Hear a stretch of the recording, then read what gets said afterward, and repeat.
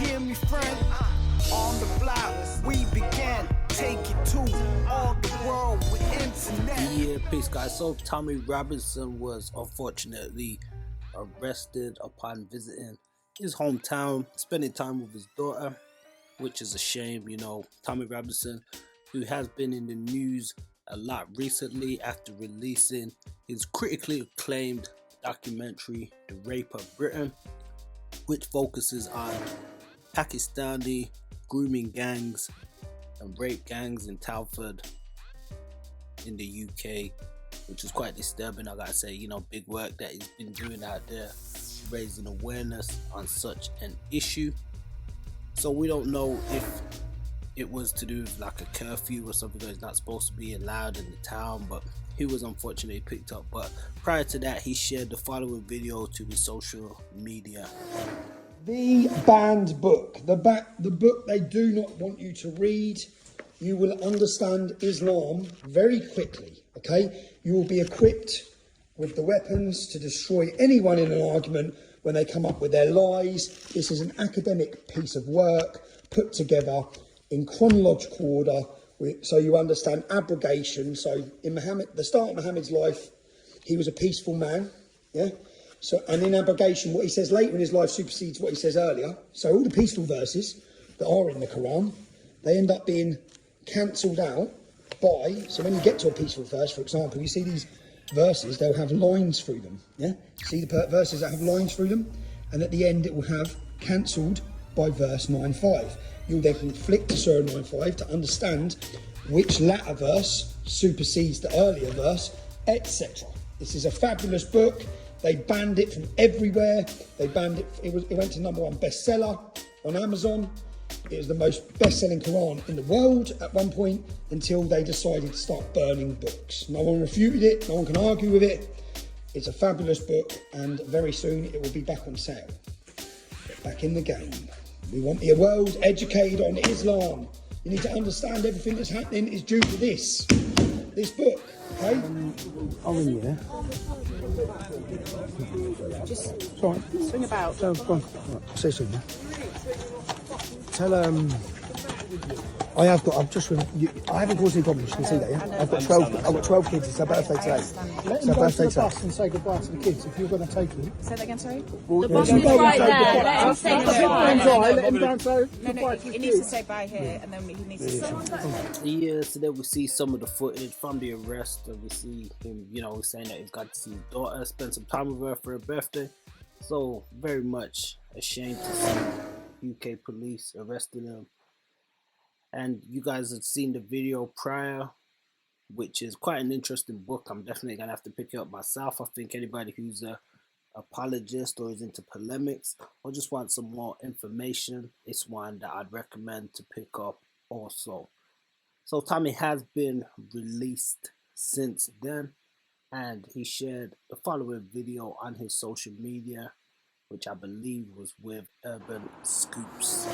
How are we doing? Good to be out. What do you think of the verdict there? Well, it shows that the judge doesn't agree with the fact that me taking my daughter out for her birthday should be against my bail conditions. My bail conditions are not to enter the M25. I don't know what that's got to do with the crime I didn't commit. I got attacked by the police.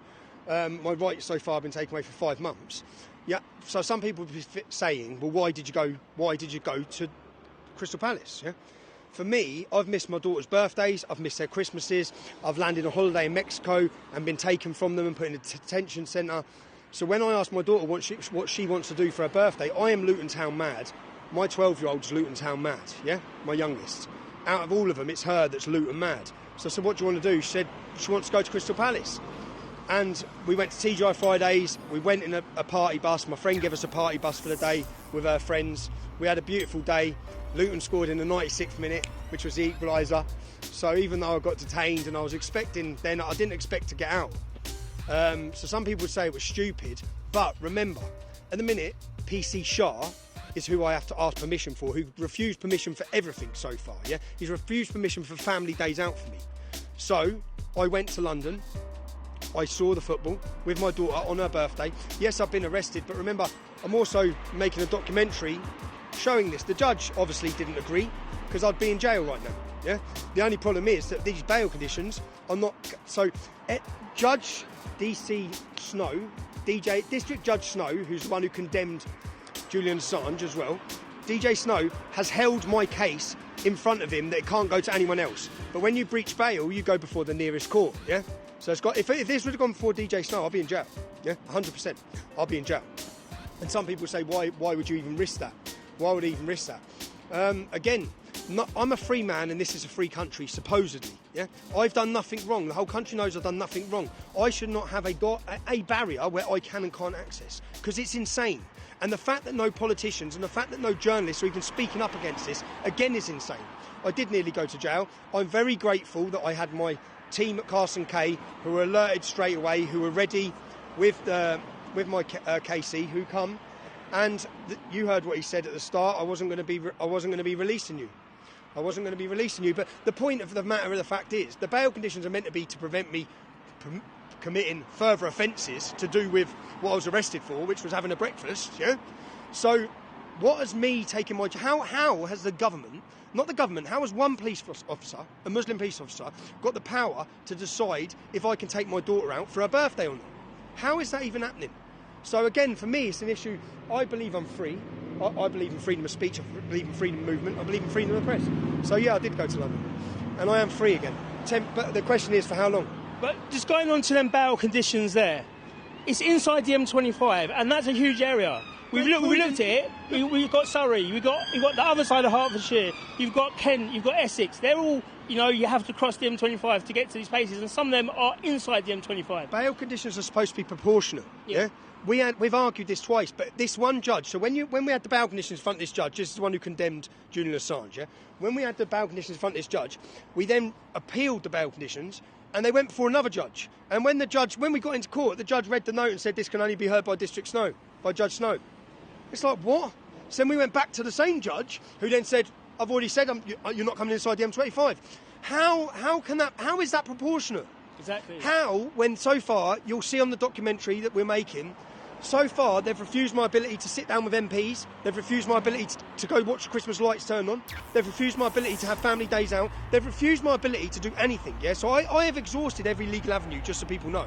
Before deciding to take my daughter out for her birthday, I have exhausted every legal avenue. And yeah, whether I was released today or not, again, I think all of this is part of my documentary that I'm making to show, and my kids knew the score, so if anyone was worried about my kids being upset, they were upset, but they also know the score. And finally, we've been in there all morning, watching other people have their arguments and whatnot.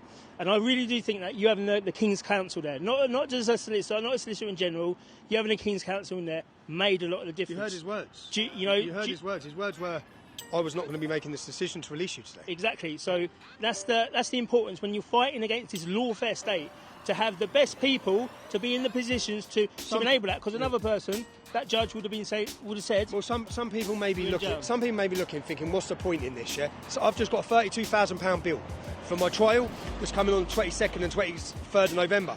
The point of this is, which I wouldn't be asking you to contribute, is I'm not on trial here. Yeah. For my film, it's the judiciary that we want to put on trial. I'm going to show you, yeah, that even with the best, which we either win or we lose, in the sense of with the best defence that money can buy, yeah, thanks to my support, I will go equipped to a gunfight with a gun, yeah, because they'll have the best prosecution they can find, yeah. So I will go in on an equal playing field, but not with a jury. So if we lose, I'm showing the public that I didn't have some little Mickey Mouse solicitors or barristers. I had Carson K, one of the best in the country, and I had a top KC in the country, yeah. I've gone in equipped.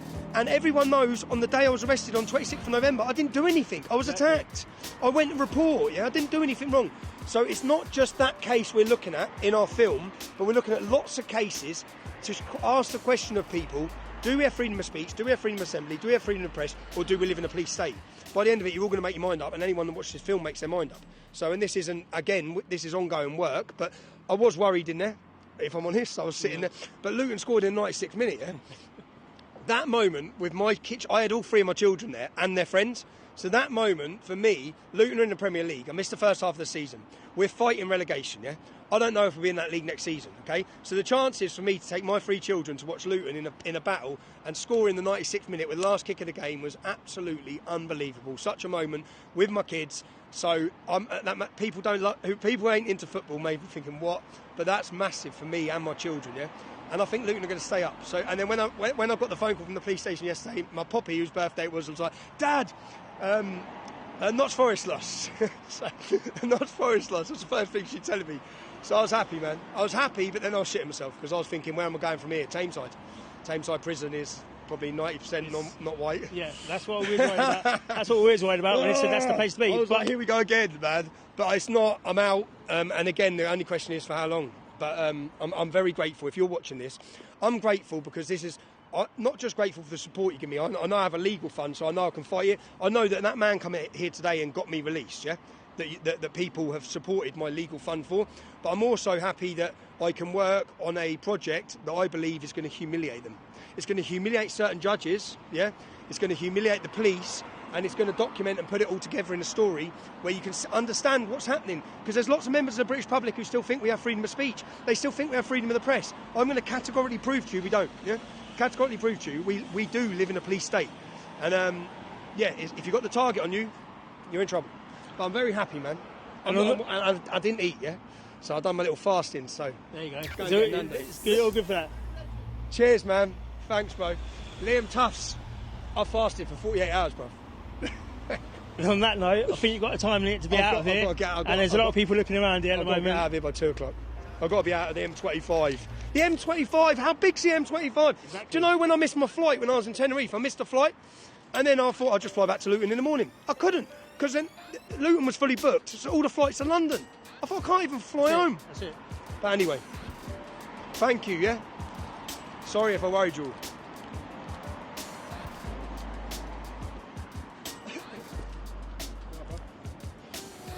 Yeah, so guys, Urban Scoop is a growing channel. I do suggest you give them a like on YouTube.